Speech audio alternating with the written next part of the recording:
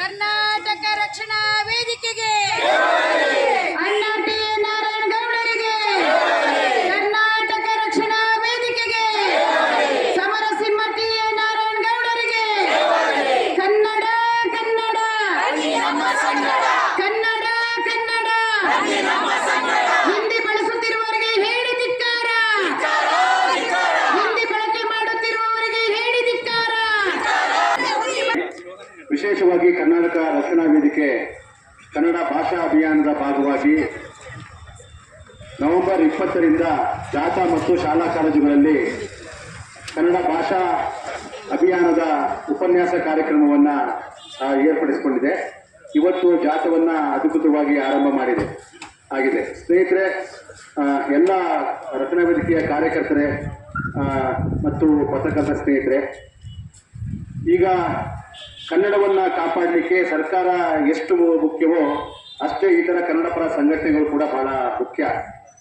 ಯಾಕಂತಂದರೆ ಕನ್ನಡ ಪರ ಸಂಘಟನೆಗಳು ಇವತ್ತು ತನ್ನ ನಿಜವಾದಂಥ ವಿಚಾರವನ್ನು ಸರ್ಕಾರದ ಮುಂದೆ ತರದೇ ಇದ್ದರೆ ಸರ್ಕಾರದ ಬಹುಮಾಡಿಯ ಕಟ್ಟಡಗಳಲ್ಲಿ ಕನ್ನಡದ ಮೇಲೆ ಇರ್ತಕ್ಕಂಥ IAS IPS ಅಧಿಕಾರಿಗಳು ಕನ್ನಡವನ್ನು ನಿರ್ಲಕ್ಷ್ಯ ಮಾಡ್ತಾ ಬಂದಿರೋದು ಕರ್ನಾಟಕ ಏಕೀಕರಣಕ್ಕಿಂತ ಮೊದಲು ಮತ್ತು ಕರ್ನಾಟಕ ಏಕೀಕರಣ ನಂತರವೂ ಕೂಡ ನಡೆದುಕೊಂಡು ಬಂದಿದೆ. ಕರ್ನಾಟಕ ಏಕೀಕರಣ ಮಾಡಲಿಕ್ಕೆ ನಮ್ಮ ಹಿರಿಯರು ಆನ ಕೃಷ್ಣರಾಯರಿಂದ ಆರಂಭಗೊಂಡು ಇಲ್ಲಿಯವರೆಗೆ ಹಲವಾರು ಜನ ತಮ್ಮ ಹೋರಾಟವನ್ನು ಮಾಡಿಕೊಂಡು ಬಂದಿದ್ದಾರೆ. ಕರ್ನಾಟಕ ಏಕೀಕರಣವಾದಾಗ ಮೈಸೂರು ರಾಜ್ಯವೆನ್ನುವುದು ಕರ್ನಾಟಕ ಎನ್ನುವ ನಾಮಕರಣವನ್ನು ದೇವರಾಜ ಅರಸು ಅವರು ಮಾಡಿದಾಗ ಹಲವು ಥರದ ಹೆಸರನ್ನು ಕೊಡಬೇಕು ಅಂತ ಒತ್ತಾಯ ಇದ್ದಾಗಲೂ ಕೂಡ ಸುಮಾರು 2,500 ವರ್ಷಗಳ ಇತಿಹಾಸವಿರುವ ಕರ್ನಾಟಕದ ಕನ್ನಡ ಭಾಷೆಯ ಆದಿಕವಿ ಪಂಪ ಏನಿವತ್ತು ಕನ್ನಡದಲ್ಲಿ ಬರೆದು ಆರಂಭಿಸಿದ ಅಂತ ಒಂದು ಕನ್ನಡಕ್ಕೆ ಕರ್ನಾಟಕ ಎಂಬ ಹೆಸರನ್ನು ಕೊಟ್ಟರು. ಹಾಗಾಗಿ ಎಲ್ಲರೂ ಕೂಡ ಬರೀ ನವೆಂಬರ್ 1 ಕೇವಲ ಕರ್ನಾಟಕ ರಾಜ್ಯೋತ್ಸವದ ದಿನವಲ್ಲ, ಪ್ರತಿದಿನವೂ ಕನ್ನಡ ರಾಜ್ಯೋತ್ಸವ ದಿನ ಎಂದು ನಾವು ಯೋಚಿಸಿಕೊಳ್ಳಬೇಕಾಗಿದೆ. ಇದರ ಭಾಗವಾಗಿ ಕರ್ನಾಟಕ ರಕ್ಷಣಾ ವೇದಿಕೆಯ ಕಾರ್ಯಕರ್ತರು ದಯಮಾಡಿ ಕನಿಷ್ಠ ನಾರಾಯಣಗೌಡರ ಬರದ ನೇತೃತ್ವದಲ್ಲಿ ನಮ್ಮ ಸಾಗರ ತಾಲೂಕಿನ ರಕ್ಷಣಾ ವೇದಿಕೆ ಅಧ್ಯಕ್ಷರಾದ ಮನೋಜ್ ಕುಗ್ವೆ ಅವರು, ಪಟ್ಟಣದ ಅಧ್ಯಕ್ಷರಾದ ನಮ್ಮ ಕಂಚಾಳಸರ ಷಣ್ಮುಖರವರು, ಮತ್ತೆ ಶಿವಮೊಗ್ಗದಿಂದ ಬಂದಂತ ಎಲ್ಲ ಮುಖಂಡರು, ನಾನು ಶಿವಮೊಗ್ಗದಲ್ಲಿ ಒಂದಿನ ನೀವು ಮನವಿ ಕೊಟ್ಟಾಗಿದ್ದೆ, ಎಲ್ಲ ಬೋರ್ಡ್ಗಳು ಕನ್ನಡದಲ್ಲೇ ಹಾಕಬೇಕು ಅಂತ ಹೇಳಿ ನೀವು ಜಿಲ್ಲಾಧಿಕಾರಿಗೆ ಮನವಿ ಕೊಟ್ವಿ. ನಾವೀಗ ತ್ಯಾಗರ್ತಿ ಕ್ರಾಸ್ನಿಂದ ಇಲ್ಲಿವರೆಗೆ ಮೆರವಣಿಗೆ ಬಂದಾಗ ಬಹುತೇಕ ಸುಮಾರಷ್ಟು ಬೋರ್ಡ್ಗಳು ಮೇಲೆ ಇಂಗ್ಲಿಷು, ಕೆಳಗಡೆ ಕನ್ನಡ, ಕೆಲವರು ಇಂಗ್ಲಿಷನ್ನ ದೊಡ್ಡದಾಗಿ ಎಲ್ಲೋ ಒಂದ್ ಕಡೆ ಸಣ್ಣ ಕಡೆ ಕನ್ನಡ ಹಾಕಿದ್ದಾರೆ. ಇವರು ಕನ್ನಡ ನೆಲ ಭಾಷೆ ಎಲ್ಲದೂ ಬೇಕು, ಇವರಿಗೆ ಬದುಕಲಿಕ್ಕೆ ಇಲ್ಲಿದೆ ನೆಲ ಬೇಕು. ಆದ್ರೆ ಕನ್ನಡ ಬದಲು ಇಂಗ್ಲಿಷನ್ನ ಪ್ರೋತ್ಸಾಹ ಮಾಡ್ತಕ್ಕಂಥ ಹೊಣೆಗಡಿಗಳವರು. ಇವ್ರ ಮಕ್ಕಳ ಬಗ್ಗೆ ಪ್ರೀತಿ ಇಲ್ಲ, ಇವ್ರ ಮನೆಯವ್ರ ಬಗ್ಗೆ ಪ್ರೀತಿ ಇಲ್ಲ, ಬೇರೆಯವ್ರ ಮನೆಯವ್ರ ಬಗ್ಗೆ ಪ್ರೀತಿ ಜಾಸ್ತಿ ಇವ್ರಿಗೆ. ಹಾಗಾಗಿ ರಾಜ್ಯ ಸರ್ಕಾರ ಇವತ್ತು ಕನ್ನಡ ಜಾಗೃತಿ ಸಮಿತಿ ಅಂತ ಮಾಡಿದೆ. ಆಡಳಿತದಲ್ಲಿ ಮತ್ತೆ ಎಲ್ಲ ಬೋರ್ಡ್ಗಳನ್ನ ವ್ಯವಹಾರಗಳನ್ನ ಕನ್ನಡದಲ್ಲೇ ಮಾಡಬೇಕು ಅಂತ ಹೇಳಿ ಆದೇಶವನ್ನ ಮಾಡಿದೆ. ಈ ಆದೇಶವನ್ನ ಕಟ್ಟುನಿಟ್ಟಾಗಿ ಜಾರಿ ತರಬೇಕು.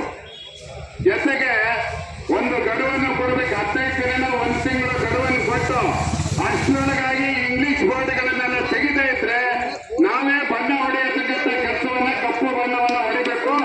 ಮತ್ತೆ ಹಾಕಿದವರಿಗೆ ಧಿಕ್ಕಾರಕ್ಕೆ ಹೋಗುವಂತ ಕೆಲಸವನ್ನ ನಾವು ಮಾಡಬೇಕು ಅಂತ ಈ ಸಂದರ್ಭದಲ್ಲಿ ಹೇಳ್ತಾರೆ.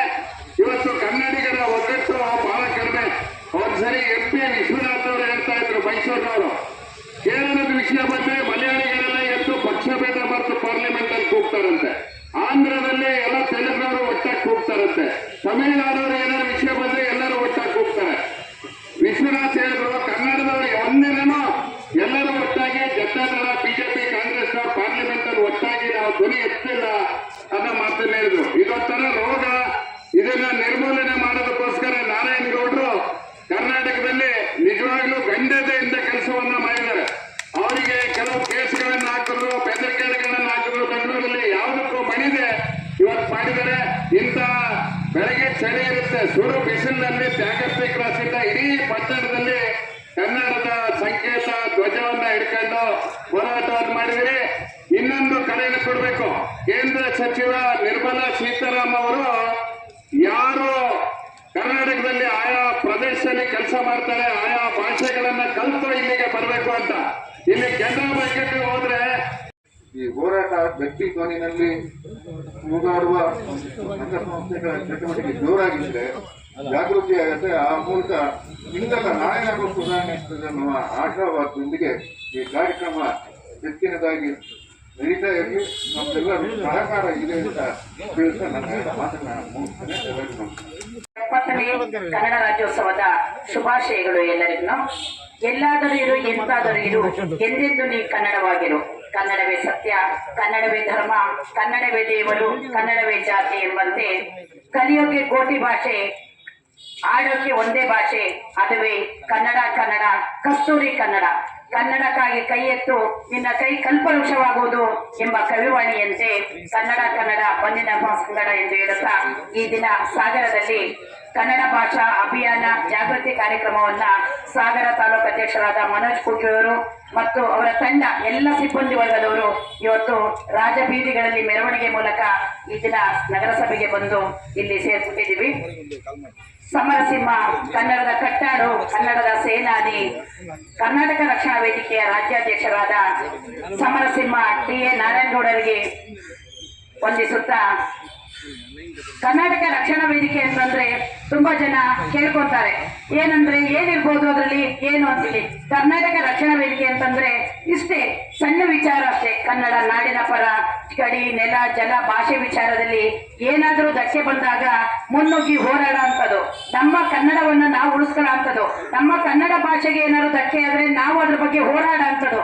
ಇದಕ್ಕಾಗಿ 26 ವರ್ಷಗಳಿಂದ ನಮ್ಮ ರಾಜ್ಯಾಧ್ಯಕ್ಷರಾದ ಅಣ್ಣ ಟಿ.ಎ. ನಾರಾಯಣಗೌಡರು ಕರ್ನಾಟಕ ರಕ್ಷಣಾ ವೇದಿಕೆಯ ಒಂದು ಸಂಘಟನೆಯನ್ನು ಕಟ್ಟಿ ನೂರಾರು ಹೋರಾಟಗಳನ್ನ ಮಾಡಿ, ನೂರಾರು ಹೋರಾಟಗಳನ್ನು ಕೂಡ ಜಯಗಳಿಸಿ, ಜೈಲು ವಾಸ ಎಲ್ಲ ಅನುಭವಿಸಿ ಇವತ್ತಿನ ದಿನ ಗ್ರಾಮ ಘಟಕ, ಹಳ್ಳಿ, ಹೋಬಳಿ, ತಾಲೂಕು ಮತ್ತು ಜಿಲ್ಲಾ ಘಟಕದಲ್ಲಿ ಅತ್ಯಂತ ಉನ್ನತವಾಗಿ ಕರ್ನಾಟಕ ರಕ್ಷಣಾ ವೇದಿಕೆ ಬೆಳೆದು ಬಂದಿದೆ. ಸುಮಾರು 75 ಲಕ್ಷ ಜನ ಕಾರ್ಯಕರ್ತರಿರುವಂತಹ ಅತಿ ದೊಡ್ಡ ಏಕೈಕ ಸಂಘಟನೆ ಅಂತಂದ್ರೆ ಅದು ಕರ್ನಾಟಕ ರಕ್ಷಣಾ ವೇದಿಕೆ ಸ್ನೇಹಿತರೆ. ಅದರಲ್ಲೂ 20 ಲಕ್ಷ ಮಹಿಳಾ ಕಾರ್ಯಕರ್ತರಿರತಕ್ಕಂತ ಅತಿ ದೊಡ್ಡ ಸಂಘಟನೆ ಅಂತಂದ್ರೆ ಕರ್ನಾಟಕ ರಕ್ಷಣಾ ವೇದಿಕೆ. ಅದರಲ್ಲೂ ನಮ್ಮ ಹೆಣ್ಣು ಮಕ್ಕಳಿಗೆ ಇದೆ ಅಂತಂದ್ರೆ ಅದು ಅಣ್ಣ ಟಿ.ಎ. ನಾರಾಯಣಗೌಡ ಸಂಘಟನೆ ಅಂತ ಹೇಳಕ್ ಇಷ್ಟಪಡ್ತೀನಿ ಸ್ನೇಹಿತರೆ. ಹಾಗಾಗಿ ಡಿಸೆಂಬರ್ 27, 2023 ಡಿಸೆಂಬರ್ 27ರಂದು ನಾರಾಯಣಗೌಡರು ಒಂದು ಕರೆ ಕೊಡ್ತಾರೆ. ಕರೆ ಕೊಟ್ಟಿದ್ದ ಉದ್ದೇಶ ಇಷ್ಟೇ, ಬೆಂಗಳೂರಿನಲ್ಲಿ ಎಲ್ಲ ಕನ್ನಡ ನಾಮಫಲಕಗಳು ಎಲ್ಲ ಮಾಯ ಆಗ್ಬಿಟ್ಟಿತ್ತು.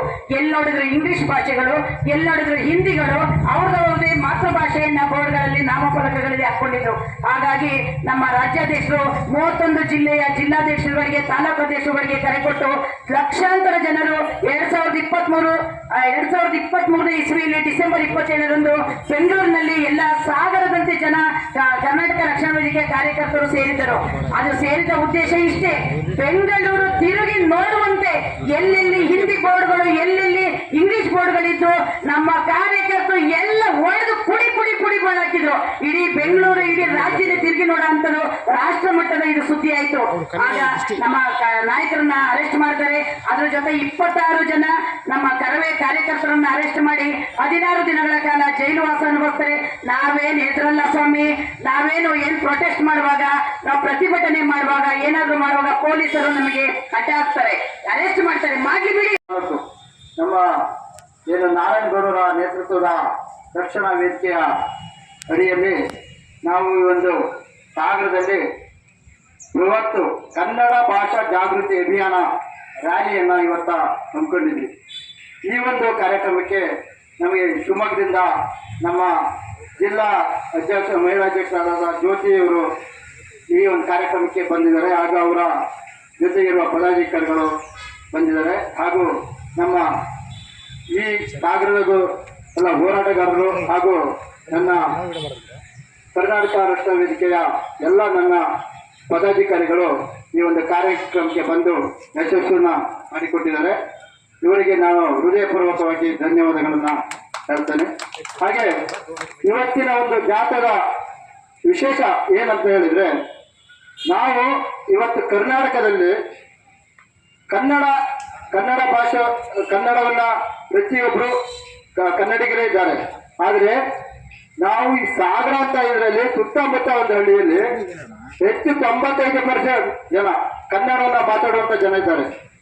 ಹಾಗೆ ಇಲ್ಲಿ ಸಾಗರಕ್ಕೆ ಬರೋರು ಪ್ರತಿಯೊಬ್ಬರು ಹಳ್ಳಿಯಿಂದ ಬರೋರು ಜನಸಾಮಾನ್ಯರು ಇಲ್ಲಿ ಬರ್ತಾರೆ. ಇಲ್ಲಿ ಕನ್ನಡ ಭಾಷೆ ಬಿಟ್ಟರೆ ಬೇರೆ ಯಾವುದೇ ಭಾಷೆನೂ ಅವರಿಗೆ ಬರೋದಿಲ್ಲ. ಇಲ್ಲಿ ವ್ಯವಹಾರವನ್ನ ನಮ್ಮ ಕನ್ನಡ ಸಾಗರ ಸುತ್ತಮುತ್ತಲಿನ ಜನರು ಬಂದೇ ಇಲ್ಲಿ ವ್ಯವಹಾರ ಮಾಡೋದು. ಹಾಗಾಗಿ ಇಲ್ಲಿ ಬ್ಯಾಂಕ್ಗಳಲ್ಲಿ, ಪೋಸ್ಟ್ ಆಫೀಸ್ಗಳಲ್ಲಿ, ಇಲ್ಲಿ ಒಬ್ಬರು ಕೆನರಾ ಬ್ಯಾಂಕ್ ಅಲ್ಲಿ ಮ್ಯಾನೇಜರ್ ಅಥವಾ ಬಂದು ಅವರಿಗೆ ಕನ್ನಡ ಬರೋದಿಲ್ಲ, ಹಿಂದಿ ಬರುತ್ತೆ. ಒಬ್ಬ ರೈತ ತನ್ನ ಒಂದು ಸಾಲದ ವ್ಯವಹಾರವನ್ನ ಮಾಡೋದಕ್ಕೆ ಆ ಬ್ಯಾಂಕಲ್ಲಿ ಬರ್ತಾನೆ. ಆದ್ರೆ ಅವನ ಮ್ಯಾನೇಜರು ಹಿಂದಿ ಮಾತಾಡ್ತಾನೆ. ಇವರಿಗೆ ಹಿಂದಿ ಬರಲ್ಲ, ಅವನು ಕನ್ನಡ ಮಾತಾಡಲ್ಲ. ಹಾಗಾದಾಗ ನಮ್ಮ ರೈತ ಹೇಗೆ ವ್ಯವಹಾರ ಮಾಡಬೇಕು? ಇಲ್ಲಿ ಸರ್ಕಾರದ ಆದೇಶನೇ ಇದೆ, ಇವರಿಗೆ ಇಲ್ಲಿಗೆ ಕೆಲಸ ಮಾಡಿ 6 ತಿಂಗಳೊಳಗೆ ಕನ್ನಡ ಕಲಿಬೇಕು, ಕನ್ನಡ ಕಲಿತು ಇಲ್ಲಿನ ಜನರ ಜೊತೆಗೆ ವ್ಯವಹಾರ ಮಾಡಬೇಕು ಅಂತ. ಆದ್ರೆ ಆ ಮ್ಯಾನೇಜರು ನೀವೇ ಹಿಂದಿ ಕಲ್ಕೊಂಡು ಬರ್ರಿ ಅಂತ ಹೇಳಿ ಉತ್ತರದಿಂದ ಮಾತಾಡ್ತಾರೆ. ಹಾಗಾಗಿ ಇಲ್ಲಿ ಇವರಿಗೆ ಹೇಳೋರು ಯಾರು ಕೇಳೋರಿಲ್ವಾ?